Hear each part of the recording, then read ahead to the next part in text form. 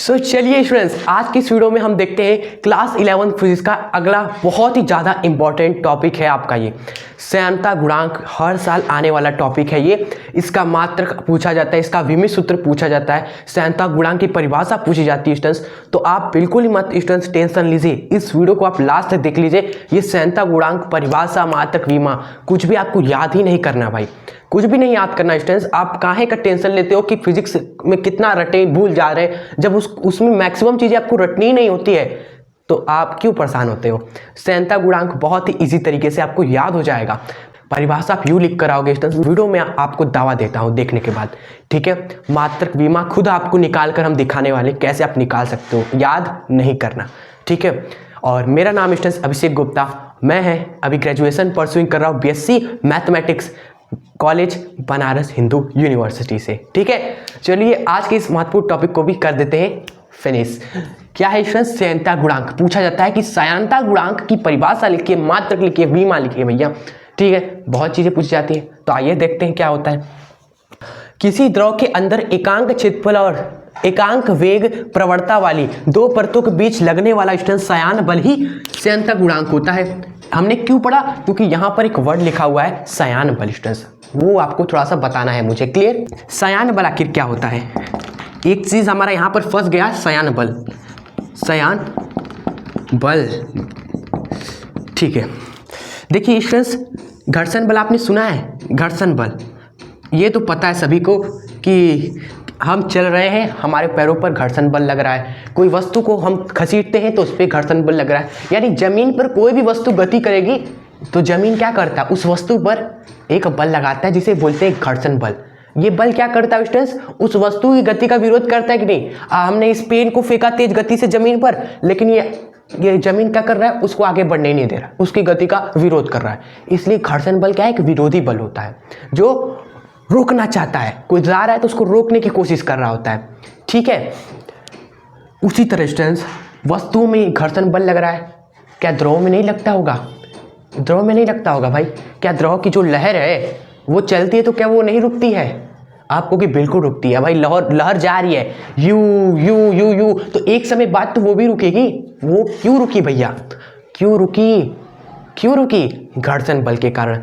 अर्थात द्रव की जो परतें ऐसे ऐसे जा रही होती है ना भैया, उनमें, उनके परतों में भी स्टूडेंट्स क्या लगता है, घर्षण बल लगता है। जी हाँ, उनके परतों पर भी एक घर्षण बल लग रहा है जिसे बोलते हैं श्यान बल। समझ गए स्टूडेंट्स, जब भी द्रव की जो परतें गति कर रही होती है, दो परतें, उनके बीच में लगने वाला जो बल होता है घर्षण बल, उसे बोलते हैं हम श्यान बल स्टूडेंट्स, ठीक है। आई होप आप समझ गए होंगे भैया कि ये क्या है, द्रव के परतों में के बीच लगने वाला बल है, द्रव के परतों के बीच लगने वाला है बल है। तो द्रव के परतों के बीच लगने वाला स्टूडेंट्स कौन सा बल, घर्षण बल। घर्षण बल ही क्या होता है स्टूडेंट्स, श्यान बल होता है। देखो जैसे ये हम बना देते हैं, एक परत मान लीजिए स्टूडेंट्स ये है, किस वेग से जा रही है, v1 वेग से। एक परत ये है हमारी स्टूडेंट्स द्रव की, जो जा रही है v2 वेग से, ठीक है। और इनके बीच की दूरी स्टूडेंट्स मान लीजिए कितना है, डेल्टा z है, क्लियर। सो स्टूडेंट जो श्यान बल होता है, श्यान बल, इन दो परतों के बीच में लगने वाला जो श्यानता बल होता है स्टूडेंट्स, श्यान बल, उसका फॉर्मूला ये निकल कर आया है, देखिए मेरे साथ। तो क्या है फॉर्मूला, ये है ईटा ए, वेग में परिवर्तन, कितना अंतर है वेग में, और दूरी में कितना अंतर है, ये स्टूडेंट्स, ठीक है। यही आपको बस समझना था। अब इसी फॉर्मूले से हम श्यानता गुणांक का परिभाषा एग्जाम में लिख के आएंगे, देखना इसी फॉर्मूले से याद हो जाएगा। और इसी फॉर्मूले से मात्रक और विमा, ये दोनों हम आपके सामने निकालने वाले हैं, क्लियर आप सभी को। और इसमें टर्म देख लीजिए कौन कौन से हैं। एक तो ये है जो आप पढ़ते हो n, लेकिन ये n नहीं है, इसका नाम होता है, ये जो ऐसे बना है ना, इसका नाम होता है ईटा, ईटा, क्लियर, इसको ईटा बोलते हैं। और ये है श्यानता गुणांक, क्या, श्यानता गुणांक, यही है स्टूडेंट्स, ये जो दिख रहा है ना ऐसे घुमा रहा है आपको, यही स्टूडेंट्स आपका श्यानता गुणांक होता है। और ए तो आपका क्षेत्रफल है, ये जो द्रव परतें हैं ना भैया, ये परत होंगी किसी न किसी क्षेत्रफल की ना, किसी न किसी क्षेत्रफल की होंगी, तो वो द्रव के परतों का क्षेत्रफल ये है। और ये क्या है, उनके वेगों का अंतर है, क्लियर। डेल्टा वी क्या है, वेग में जो अंतर है, और जेड क्या है स्टूडेंट्स, डेल्टा जेड, ये है इनकी दूरी में जो अंतर है, इनके बीच की जो दूरी है वो है डेल्टा जेड। ठीक है, इसको स्टूडेंट्स इन दोनों टर्म को अगर मिला दिया जाए तो इसका एक और भी नाम है, बुक्स में आप देख सकते हो, वेग प्रवणता। तो इतना आप बढ़िया से नोट कर लीजिए। उसके बाद जो मोस्ट इंपॉर्टेंट है हमारा ये सभी, वो आपको अच्छे से याद करा देते हैं। ठीक है, आई होप आपने नोट कर लिया होगा। अब थोड़ा सांस लीजिए। हाँ, तो अभी तक हमने श्यान बल समझा। अब मेन है हमारा ये श्यानता गुणांक, जो हमें आपको अच्छे से याद करा देना है इसी वीडियो में। ठीक है, देखिए भैया, तो ईटा ही हमारा क्या है, श्यानता गुणांक है। ईटा ही हमारा क्या है, श्यानता गुणांक है। ये ईटा किसके बराबर हो जाएगा भैया, आप बताओ मुझे। ईटा फॉर्मूले से निकालो, क्या हो जाएगा, आप कहोगे ईटा बराबर हो जाएगा बल, ये क्या है स्टूडेंट, श्यान बल है, श्यान वाला बल है हमारा, कोई शक नहीं, और क्षेत्रफल बटे में आ जाएगा। हाँ, साथ में ये जो वेग प्रवणता है delta we by delta Z, ये आ जाएगा। ये सिर्फ हम आपको याद करने के पर्पज से बता रहे हैं। एक बार आप समझ गए, खेल खत्म इस टॉपिक का। अर्थात जो आपका श्यानता गुणांक है वह किसके बराबर है, इसी से परिभाषा बनता है स्टूडेंट्स। कोई भी जो परिभाषा बनती है ना, वो फॉर्मूले से बनती है। आपको विश्वास नहीं होता, जैसे त्वरण का क्या होता है, त्वरण का परिभाषा क्या होता है, वेग में परिवर्तन की दर, उसको त्वरण बोलते हैं। और उसका फॉर्मूला देखो क्या है, फॉर्मूला है वेग में परिवर्तन बटे में समय, समय बटे में होता है उसका मतलब दर, वेग में परिवर्तन की दर त्वरण। हो गया कि नहीं। अब इसका फॉर्मूला देखिए क्या है, श्यान बल बटे में स्टूडेंट क्षेत्रफल, और बटे में क्या है, वेग प्रवणता है। तो अगर स्टूडेंट्स ये सभी क्या हो जाए, एकांक हो जाए, ये सभी एकांक हो जाए, एकांक का मतलब आप सभी जानते हो 1, अगर ये भी एक हो जाए, ये भी एक हो जाए, क्षेत्रफल भी एकांक हो जाए, वेग प्रवणता भी एकांक हो जाए स्टूडेंट्स आपका, तब जो ईटा होगा ना वो श्यान बल के बराबर होगा।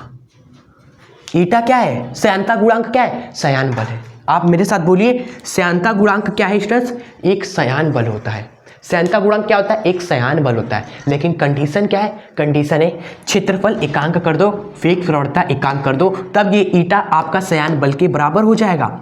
यही साइंटिस्टों ने देखा और परिभाषा बोला प्यार से कि द्रवों के अंदर भैया, द्रवों के अंदर परतों का अगर एकांक क्षेत्रफल हो और एकांक वेग प्रवणता हो तो उनके बीच लगने वाला श्यान बल क्या कहलाता है, श्यानता गुणांक कहलाता है। ठीक है, द्रवों के अंदर परतों का क्षेत्रफल स्ट्रेस अगर एकांक हो, वेग प्रवणता भी एकांक हो जाए, तब स्ट्रेस उनके बीच में लगने वाला जो श्यान बल है F, श्यान बल, ये ही आपका श्यानता गुणांक कहलाता है। याद हो गया आप सभी को स्टूडेंट्स, वही लिखा हुआ है, किसी भी द्रव के अंदर एकांक क्षेत्रफल यानी क्षेत्रफल एक हो जाए तथा एकांक वेग प्रवणता यानी कि वेग प्रवणता भी एक हो जाए, तब उन दो परतों के बीच में जो बल लगेगा श्यान बल, वही क्या होता है, श्यानता गुणांक होता है। वही क्या होता है, श्यानता गुणांक होता है स्टूडेंट्स। ठीक है, आई होप आपको याद हो गया होगा। यही आपको समझना है फॉर्मूला, इसी फॉर्मूले को याद रखना स्टूडेंट्स, ये वाला। ठीक है, तो अभी हमने परिभाषा याद कर लिया कि भैया एकांक क्षेत्रफल और एकांक वेग प्रवणता वाले द्रव परतों के बीच में जो बल लग रहा है श्यान वाला, वो है श्यानता गुणांक।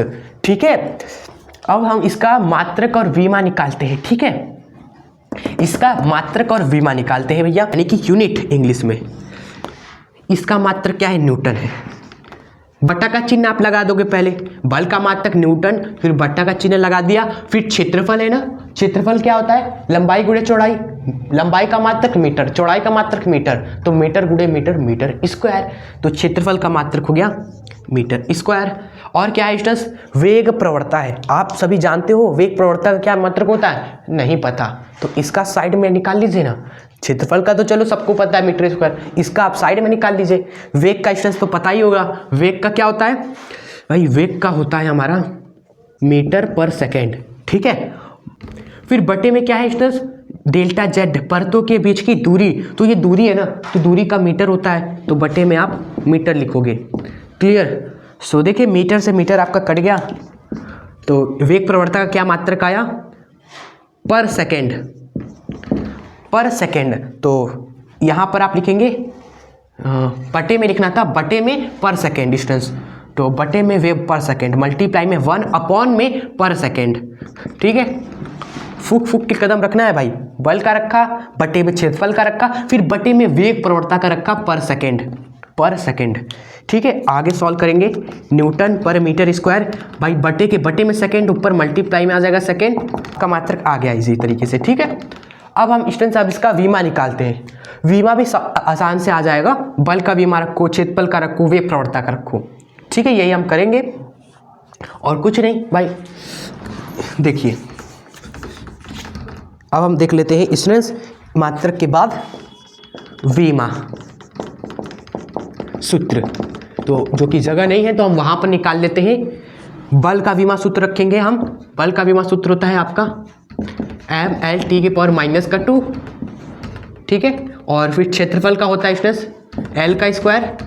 वेग का होता है स्टूडेंट्स, वेग का होता है L(T⁻⁻1). फिर बटे में क्या है, दूरी है, तो दूरी का होता है केवल L। इसी को पूरा सॉल्व करना है स्टूडेंट्स, पूरा सॉल्व करना है। देखेंगे आप सभी, एक L से ये वाला L कटेगा थोड़ा सा। ठीक है, फिर आप देखेंगे, फिर ये जो एक L है इस L को काटेगा कि नहीं, कट गया भाई। अब क्या बचा है, अब क्या बचा है स्टूडेंट्स, देखिए मेरे साथ। तो अब आपका बचा है ये कैपिटल M। ठीक है, और ये एक L अभी भी बचा है, तो ये ऊपर जाएगा तो घाती -1 हो जाएगी।